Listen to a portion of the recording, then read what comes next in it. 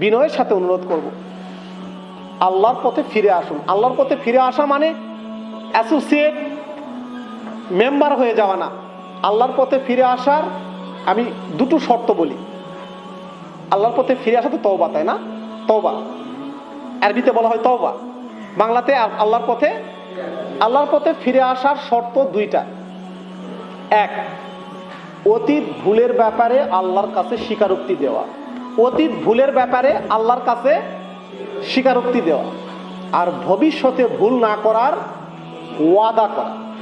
তওবার শর্ত দুইটা, অতীত ভুলের ব্যাপারে আল্লাহর কাছে স্বীকারোক্তি দেওয়া, আত্মপক্ষ সমর্থন করে আল্লাহর কাছে স্বীকারোক্তি দেওয়া, আর ভবিষ্যতে সেই ভুল করব না ওয়াদা করা। এই দুটো কাজ যদি করেন, আরবিতে আস্তাগফিরুল্লাহ পড়লেও তওবা হবে, না পড়লেও তওবা।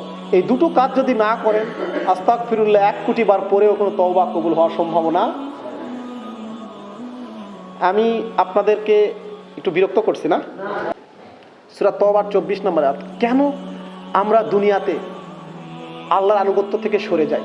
এই যে যারা আমরা অ্যাসোসিয়েট হয়েছি, তারাও কেন, আমি দায়িত্বশীলদেরকেও বলি যে এইটাকে আমলে নেওয়া, আমরা কেন নিষ্ক্রিয় হয়ে যাই? আল্লাহ বলেছেন, হে রাসূল, আপনি আপনার উম্মতদেরকে বলে দেন। কে বলছেন এটা? কে বলছেন এই কথাটা?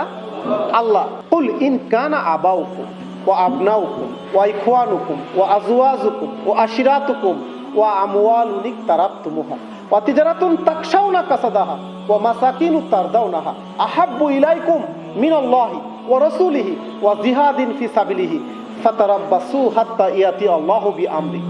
আল্লাহ আয়াতে বলছেন, হে রাসূল, আপনি আপনার উম্মতদেরকে বলেন, একটু মিলান তো এই আয়াতটা আমাদের সাথে মিলে কিনা। হে রাসূল, আপনি বলে দিন, ইন কানা আবাউকুম, যদি তোমাদের পিতা, খেয়াল করেন, ইন কানা আবাউকুম, যদি তোমাদের পিতা, ও আবনাউকুম, তোমাদের সন্তানাদি, ওয়া ইখওয়ানুকুম, তোমাদের ভাই, ওয়া আজওয়াজুকুম, তোমাদের স্ত্রী, ওয়া আশিরাতুকুম, তোমাদের পরিবার বংশ, ওয়া আমওয়ালুন ইকতারাবতুমুহা, তোমাদের সেই সম্পদ যা তোমরা উপার্জন করো ধীরে ধীরে, ওয়া তিজারাতুন তাকশাউনা কাসাদাহা, তোমাদের সেই ব্যবসা যা তোমরা ক্ষতির আশঙ্কা করো, ওয়া মাসাকিনু তারদাউনাহা, তোমাদের সেই বাসস্থান যা তোমরা সাজিয়ে তোলো, এগুলো তোমাদের জন্য বৈধ। এগুলো তোমাদের জন্য বৈধ। আমি কি কি পয়েন্ট বলেছি বুঝতে পেরেছেন? এগুলো তোমাদের জন্য বৈধ। বাট আহাব্বু ইলাইকুম, যদি বেশি প্রিয় হয়, মিনাল্লাহি, আল্লাহ, ওয়া রাসূলিহি, তার রাসূল, ওয়া জিহাদিন ফি সাবিলিহি, আল্লাহর পথে সংগ্রাম, এই তিনটা কাজের চেয়ে, খেয়াল করেন, আল্লাহ, তার রাসূল এবং আল্লাহর পথে সংগ্রামের চেয়ে পিতা, সন্তান, ভাই, স্ত্রী, পরিবার, বংশ, ব্যবসা, বাসস্থান, এই কয়েকটা যদি আহাব্বু ইলাইকুম বেশি প্রিয় হয় আল্লাহ, তার রাসূল এবং আল্লাহর পথে সংগ্রামে তিনটা কাজের চেয়ে, হে রাসূল, আপনি আপনার উম্মতদেরকে বলে দিন, ফাতারাব্বাসু, তারা যেন অপেক্ষা করে, হাত্তা ইয়াতি আল্লাহু বিআমরি, আল্লাহর আযাব, আল্লাহর গজব খুব শীঘ্র এদের উপরে পড়ে যাবে। এই ভাই, আপনি A+ পেয়ে অনার্সে একটু রেজাল্ট করে আপনার ক্যারিয়ারকে সাজিয়ে নেবেন, এত সোজা হিসাব করে ফেললেন।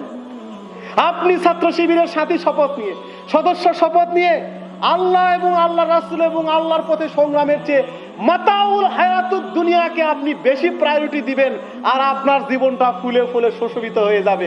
আপনি ক্যারিয়ার গড়বেন, ভালো বউ নিবেন, ভালো বাড়ি হবে, ভালো গাড়ি হবে, ভালো পরিবার তৈরি করবেন। ওয়াল্লাহি ওয়াল্লাহি ওয়াল্লাহি, কিয়ামত পর্যন্ত হবে।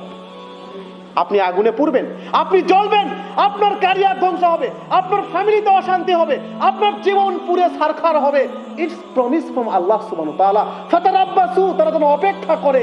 যদি এই কাজটা করে ফেলে, আমার দিন বোঝার পরেও, আমার রবুবুয়াতকে বোঝার পরেও, আমার রিসালাতকে বোঝার পরেও, ইসলামী আন্দোলনকে বোঝার পরেও, যারা পিতামাতা, ভাই বোন, আত্মীয় স্বজন, পরিবার, বংশ, বাসস্থান, চাকরিকে প্রায়োরিটি দিবে মোর দেন আল্লাহ, তার রাসূল এবং জিহাদ ফি সাবিলিল্লাহ, তারা যেন অপেক্ষা করে, হাত্তা ইয়াতি আল্লাহু বিআমরি।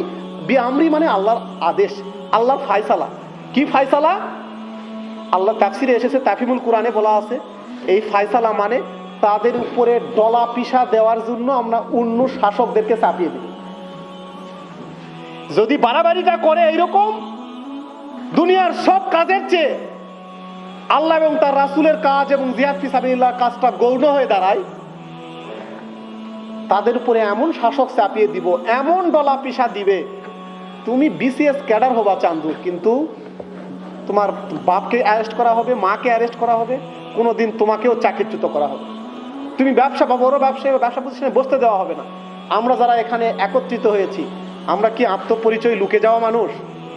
বগুড়ার জনশক্তিরা কি আত্মপরিচয় লুকিয়ে কথা বলে? আপনাদের কি আর কোনো পথ আছে ভাইরা?